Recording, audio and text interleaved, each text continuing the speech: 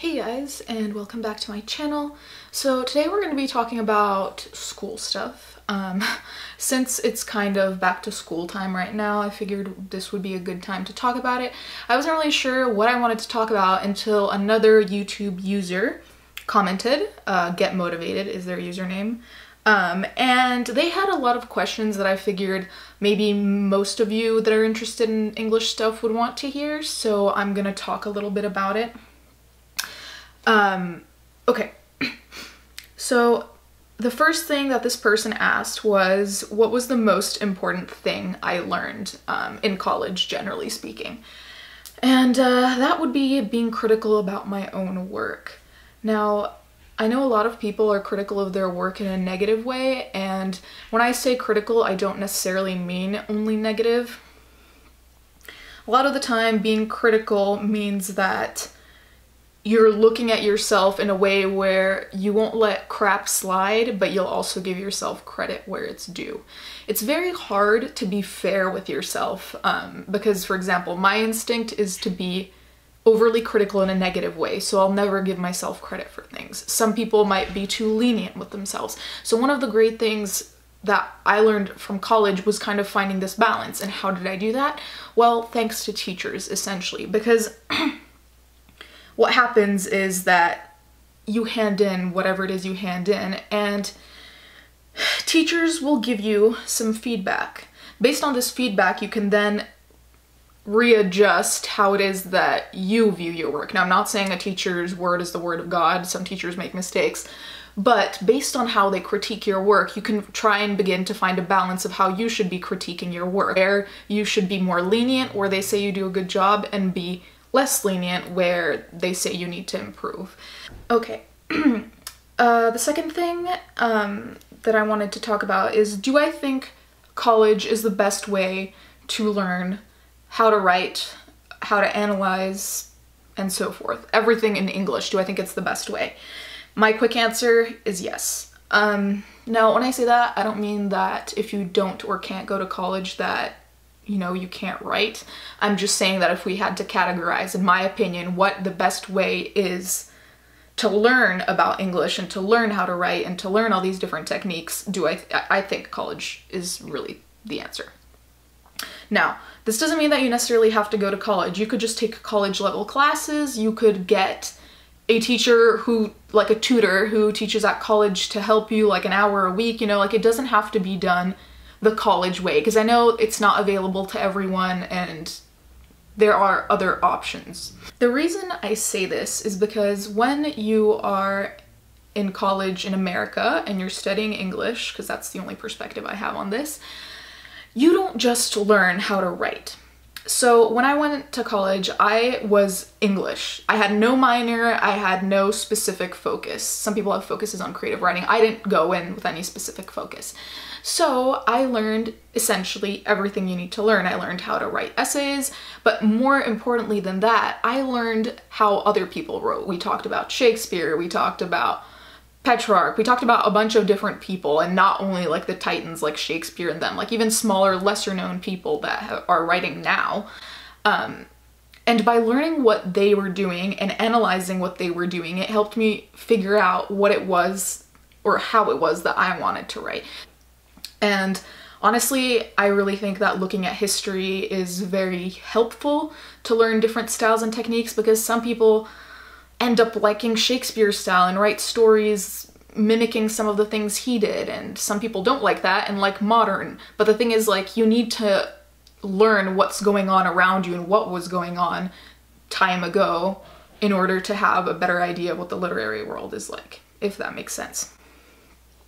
So when I say college is the best way, I also want to include the fact that to break the rules in literature, I think you need to know the rules first, and this is something that my teachers have told me over and over again, that you need to know the rules before you break them. And when I say the rules, I'm talking about grammar, I'm talking about poetry, I'm talking about writing stories. All of these have different kinds of formats, and you need to learn about these formats before you break them. For example, Cormac McCarthy, who wrote The Road, this is a really creepy movie, but the book, when you read the book, he doesn't use apostrophes, for example. The thing is, like, when you choose to not use apostrophes, I think it's important to know where they go first and what it really means when you don't use them. Because if you just don't follow rules to not follow rules, I don't feel like it's meaningful. I just think it's lazy. First of all, Get Motivated asked, what did I discover on my own? One of the biggest things I learned on my own is how I work. So this applies to life generally as well as English. So I came to know myself better through writing short stories and poems, and that's because when a teacher tells you, hey, write a 20-page story on whatever you want and pretty much leaves you free to do anything, the topic you choose says something about you. And the more I had these kind of free passes to write about whatever I want, the more I realized that I had certain running themes in my stories, or that I liked a specific kind of character, or that I always had a specific kind of moral. And that really helps you get to know yourself better, because it's a little bit of your subconscious just coming out and you're like, wait, wow, I didn't know that this was that important to me. And if we want to make it really specific to English, something that I learned by myself, it's how to power through texts that are boring or that I don't like. This sounds kind of depressing, but the reality is that there's going to be a time in your life when you're going to have to read something that's long and uninteresting, whether it's like an email that's important from work or an article or research or whatever it is. There's going to be a time when you're going to have to read something that's really not your cup of tea. And that's something I learned how to power through by myself. Like, our teachers would sometimes warn us that the text was about to be boring, but they would never tell us really how to deal with it other than deal with it. And I found my way to manage that. And if you guys want me to make a video talking about how it is exactly that I manage that, I can do it. I don't want to really go into too much detail here because I don't know if you're interested, but essentially it consisted of skimming, highlighting, and finding running themes. But that was definitely one of the most important things I've learned. The biggest lesson I learned in terms of interpreting literature. So the bottom line of that is trust yourself. So sometimes you have to read something and you get a, like, let's say there's a sentence and you get a particular vibe about it. Maybe you think it's passive aggressive, maybe you think it's sad. There are going to be some times when the whole class is discussing said sentence, all of you are analyzing it, all of you are talking about it, and you're the only one who feels a specific way about it. Now, at first, this is very troubling. I remember in my freshman year, I was very troubled by it because I was like, I'm not reading it correctly, like there's something wrong with my interpretation, what am I missing? Like, I really was going hard on myself because I was like, I'm fucking up, when really I wasn't. So there will be times when neither the teacher nor the students have gotten the same feeling, and that's okay. And the important thing is that you don't force yourself to see something that isn't there. Now, I'm not saying you can reevaluate, and every time you reread, you kind of pick up something new, so your ideas will change, but I'm saying do not force yourself to change your ideas because people don't interpret the same way as you do. The important thing when you read it differently is to find the correct words to describe why you read it that way, why it matters, and what it makes you feel. And lastly, I wanted to talk about a difficult experience I had. I'm not gonna lie, there were a couple of teachers that I really had horrible experiences with. Most of them weren't in English, they were for other required classes. But the one time I really had difficulty with a teacher was this class that was required. It was called English 100. And every different English 100 class had a different theme. So our theme was the writer Milton. So Milton has a lot of religious themes in his texts.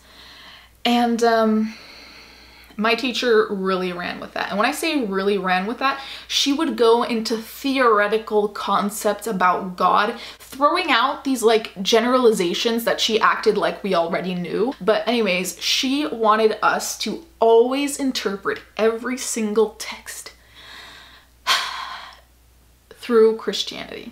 I have nothing against Christianity. However, I do not like when teachers try to force you to look at a text with a certain lens, because there were a lot of other themes that I wanted to discuss. And while we can discuss Christianity, when someone forces me to write a 20-page paper that's worth 50% of my grade based on like the Bible, that makes me very nervous, mainly because my knowledge of the Bible is not extensive. Very uncomfortable and honestly quite scared, because I felt like I was unprepared. It's kind of like, you know, when you hear a conversation, everyone else knows what's going on and you're just kind of like, wait, what? So that was a really difficult time for me, and that was a really challenging class. And my main advice with those kinds of classes, if you're ever in a similar situation where you have a theme pushed onto you, is to take notes. And when I say take notes, I say write down verbatim what the teacher says, verbatim. Do not change anything, do not abbreviate.